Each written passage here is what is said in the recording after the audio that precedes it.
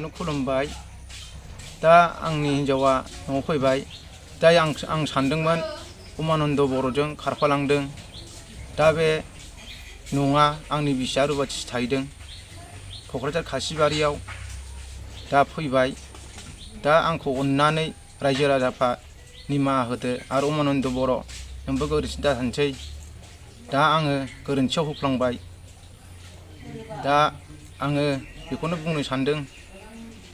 रायजो राजाफोरनि सिगाङाव दा आरो आंखौ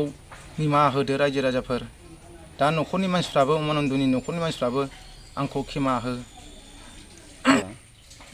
दा आङो बेखौ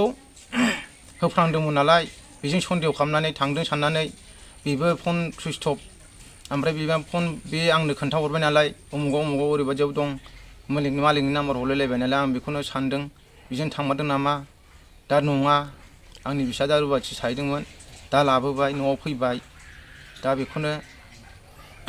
आङो खावलायनो सानदों थारमाने बियो मबाइल सुइच अफखौ अन खालामहरदों ओमफ्राय न'नि मालिक थानायखौ नाम्बार हरदों ओमफ्राय जायगानि नाम्बार खोन्थाहरनायखाय जायगानि गामि खोन्थाहरनायखाय आङो बेखौ सन्देह सानदों आरो थारमाने बियो नोंनि हिन्जावा उमुक गामियाव दं होननानैसो खिन्थाहरदोंमोन औ ओमफ्राय नों बेखौनो सन्देह खालामफ्लांदों औ आं बेखौनो सन्देह खालामफ्लांदों आंनो खोन्थायाखै 1 थारिखआव बे मुलि लायनो होननानै गुरुबासायाव ओंखारलांदों ओमफ्राय बेनिफ्रायनो मबाइला सुइच अफ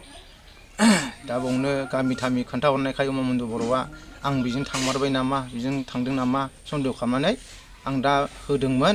दा बेजों थाङाखै दा मानसिया खामानि मावनो दंहैयो माबायाव जुम्बुआव दा बेनो आरो आंखौ खेमा होदो दा मोनसे खोथा आंनि बे सिगाङाव हगारनाय भिडिअखौ दा दस्राफ्रा खावनानै होदलागासिनो दा दाख्लै आं इउटुबारफोरनाव होनायखौ दानहोबाय आरो दा दस्राफ्रा सालु खालामगासिनो बेखौ आंनि पारमिसन मोनफ्रामा मानो बिदि होखो दा अननानै दान